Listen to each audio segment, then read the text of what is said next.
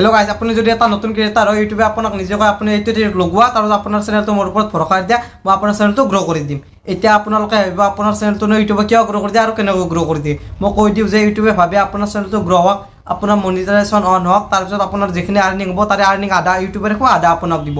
ইয়াত ইউটিউবৰে ফাইদা হয়, ইয়াৰ কাৰণে আপোনাৰ ইউটিউব চেনেলটো ইউটিউবে গ্ৰ' কৰি দিয়ে। এই ট্ৰিকটো বহুতে জানিও ইউজ নকৰে, সেইকাৰণে সিহঁতৰ চেনেলটো গ্ৰ'য়ে নহয়। এতিয়া বলক মই আপোনাক ট্ৰিকটো কেনেকৈ কৰিব লাগে মোবাইলৰ স্ক্ৰীনত দেখুৱাই দিওঁ। আহি গৈছোঁ যোনটো ভিডিঅ'ত মই ট্ৰিকটো কৰিছিলোঁ, চাওক 28 দিন কৰা আছে ইয়াত। মই যোনটো ভিডিঅ'ত ট্ৰিকটো কৰিছিলোঁ চাওক, প্ৰথমতে মোৰ ভিউজে আনিছিল কাৰণে মই ট্ৰিকটো কৰিলোঁ।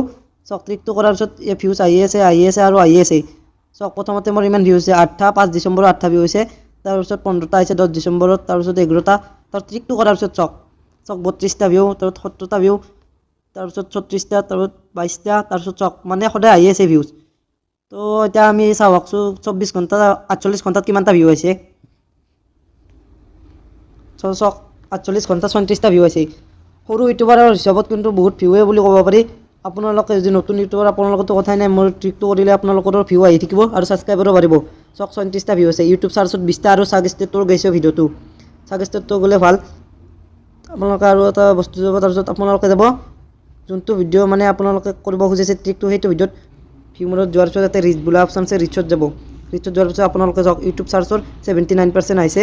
তো তললৈ স্ক্ৰল ডাউন কৰিব, তাৰপিছত চাব তাতে টপ ইউটিউব চাৰ্চ টাৰ্ম, তো সেই ক্লিক কৰি দিব। তাতে ক্লিক কৰি দিয়াৰ পিছত আপোনালোকে চাব ইয়াত বহুত কিবৰ্ড আছে। এই কিবৰ্ডবিলাক চব ইউটিউবত চাৰ্চ কৰিছে মানুহে, চাৰ্চ কৰাৰ পিছতে আপোনাৰ ভিডিঅ' চাইছে। ইয়াত 28 দিন কৰাছে, কিন্তু 28 দিন কৰা থকাৰ পিছত কিন্তু ট্ৰিকটো নহয়, সেইকাৰণে আপোনালোকে ইয়াক 7 দিন কৰি দিব লাগিব।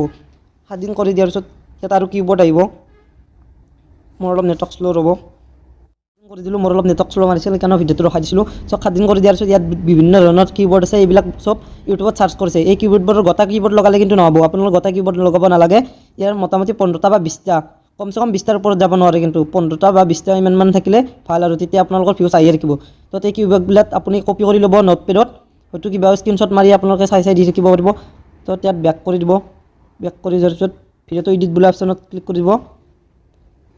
ক্লিক কৰি দিয়াৰ পিছত আপোনালোকে যাব ডিছক্ৰিপশ্যনত ক্লিক কৰাৰ পিছত ডিছক্ৰিপশ্যনত আপোনালোকে ইয়ৰ কুৱেশ্যনটো থাকিবই, আগৰ পৰা ইয়ৰ কুৱেশ্যনটো দিবই লাগে। তাত আপোনালোকে নতুনকৈ লিখিব আদাৰ কুৱেশ্যন। চাওক মই লিখি থৈছোঁ আদাৰ কুৱেশ্যন বুলি লিখি থৈছোঁ। ইয়াত আপোনালোকে 7 দিনৰ যোনবিলাক চাৰ্চ কিবৰ্ড আছে সেইবিলাক আহিলে ইয়াত লগাই দিব। মোটামুটি 20-15টামান লগাই দিব। মই কমে লাগিছোঁ, 10টাও লগা নাই কিজানি। ইমানমান কিবৰ্ড লগালে ভাল আৰু বেছি লগাব নালাগে। তো আপোনালোকে ভিডিঅ'টো ছেভ মাৰি দিব। ছেভ মাৰি দিয়াৰ পিছত কেইদিনমান পিছত চাব আপোনাৰ ইমান ভিউ দেখিলে আপোনাৰ এই ট্ৰিকটো প্লিজ এবাৰ হ'লেও ট্ৰাই কৰিব, আপোনাৰ চেনেল নিশ্চয় গ্ৰ' হ'বই। কাৰণ ময়ো এইটো ট্ৰিক ইউজ কৰিছোঁ আৰু আপোনালোকে দেখিছে মোৰ কিমান ভিউজ আহিছে। নতুন ইউটিউবাৰ হিচাপত বহুত ভিউজ আহিছে। আৰু মই এটা কথা কৈ দিওঁ যে মোৰ নতুনকৈ ফেচ কাম ভিডিঅ' আৰু সেইকাৰণে মোৰ অলপ কথাবিলাক বুজি আহিছে। তো কিবা যদি ভুল হৈছে মোক মাফ কৰি দিব, আৰু যদি ভিডিঅ'টো ভাল লাগিছে ছাবস্ক্ৰাইব কৰি দিব। জয় আই অসম।